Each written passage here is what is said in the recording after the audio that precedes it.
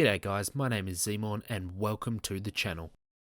With so many popular and unpopular video games from the past, what are the ones I feel should be experienced at least once in your life? Well, let me take you through my retro video games every gamer needs to play.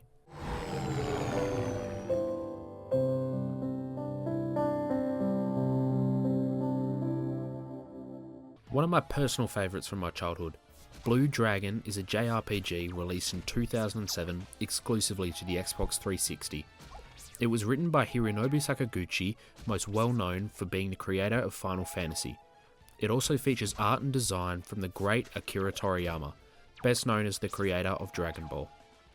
To finish off this star-studded cast, the music was composed by Nobuo Uematsu, the original composer for most notably Final Fantasy. The game follows 5 friends as they set out travelling the world to confront the evil ruler of the Golden Kingdom after an early confrontation led them to being dropped to their potential deaths, only to be saved by a beam of light and then instructed by a mysterious voice to consume glowing spheres, which turns their shadows into mysterious and powerful beings. By fighting the enemies in the vast explorative world, the character's shadows can be leveled up to learn new abilities and consistently grow stronger. With such a star-studded cast behind the scenes and the all-reliable gameplay of turn-based JRPGs, Blue Dragon is like being a part of your own shonen anime and provides fun gameplay with great characters.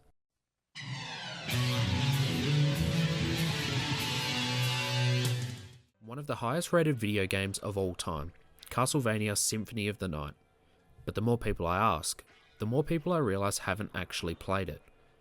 Symphony of the Night is a 2D side-scroller, one of the pioneers for the subgenre Metroidvania, with the name derived from the Castlevania and the Super Metroid series.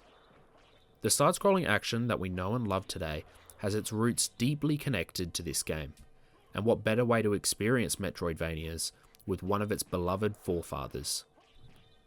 The game takes you through a twisting, winding, and eventually inverted adventure through Dracula's castle, searching for hidden key items and battling formidable bosses along the way, until its final battle with Dracula himself.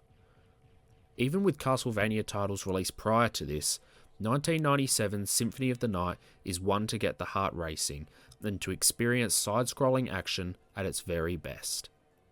It has also been re-released on the PlayStation 3, Xbox 360, PSP, PlayStation 4, and mobile.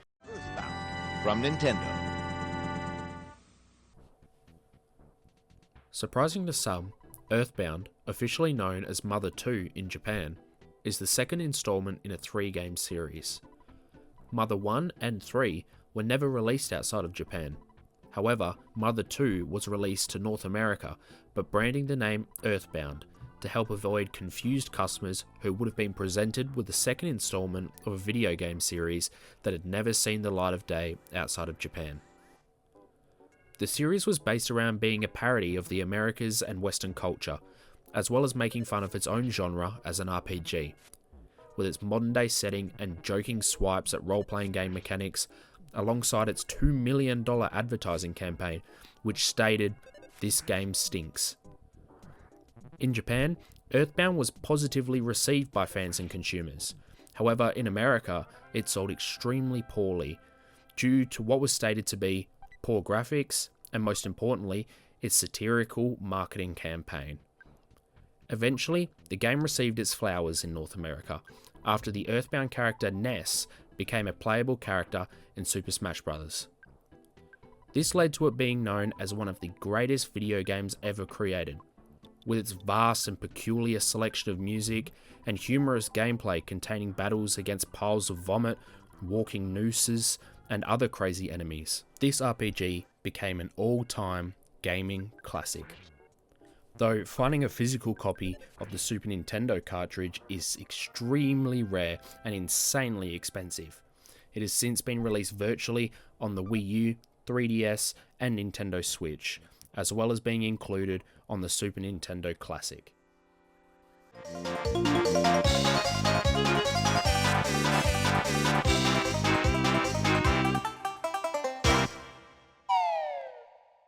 If you want a mix of 3D platforming, puzzles, adventure, and action, Banjo-Kazooie provides all that and more.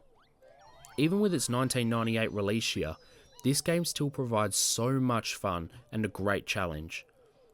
Playing as Banjo the Bear and his trusty friend, Kazooie, you adventure through the evil witch Gruntilda's lair and all kinds of the different worlds within it, collecting jigsaw pieces and musical notes along the way to progress further along to eventually save Banjo's sister, who has been kidnapped by the evil witch.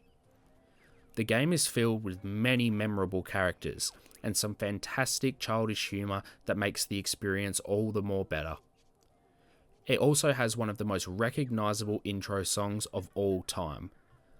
Personally, I think experiencing this on the Nintendo 64 is a must, but it's also available on the Xbox 360, Xbox One, and Nintendo Switch.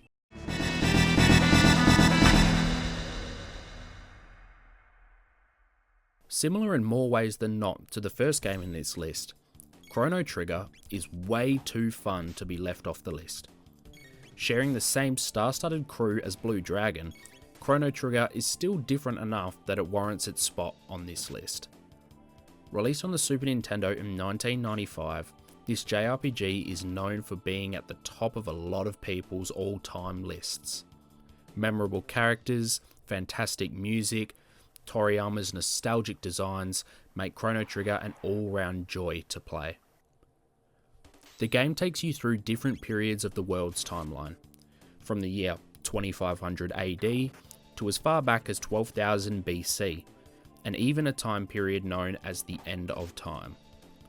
It includes many characters crucial to the story who date back as far as 65 million BC.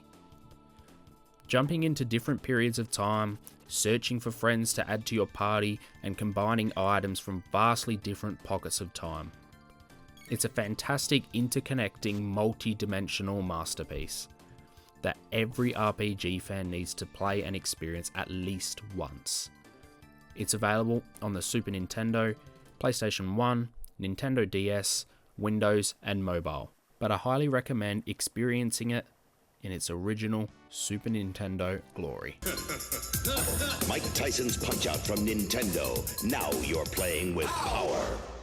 Though it may not be appealing to the eyes anymore, 1987's Punch-Out on the NES is one of the most critically acclaimed video games of all time. Playing as an aspiring young boxer, Little Mac, you fight your way through circuits containing strong opponents on your way to multiple championships. As it was adapted from the same titled arcade game, it required memorization of your opponent's moves to eventually take them down.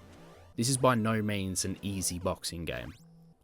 Reviewers and critics refer to Punch-Out as a puzzle game disguised as a sports game.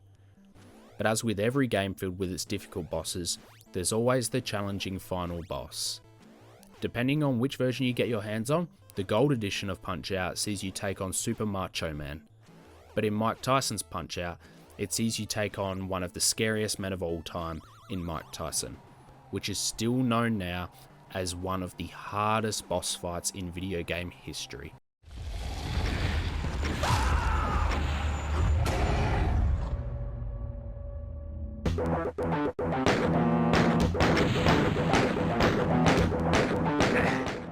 Let's talk shooters. 1993's Doom has most certainly been played by most one way or another, with it being released nearly every generation of console releases, from the Microsoft Disk operating system to the PlayStation 5 and Xbox Series X. No matter how hard you try, it seems that Doom will always be staring at you waiting to be played. Initial development was started by a team of 5 individuals, fresh off their release of the grandfather of all shooters, Wolfenstein 3D. They wanted to create a shooter that resembled their own personal Dungeons & Dragons campaign alongside inspiration from the movie Alien. What they came up with was a gruesome, fast-paced shooter with non-stop action and never-ending demons to be slain. Even with its limited 1993 Microsoft graphics, shooting through hordes of demons as a space marine, who we now know as a fan named Doom Guy, never seems to get old.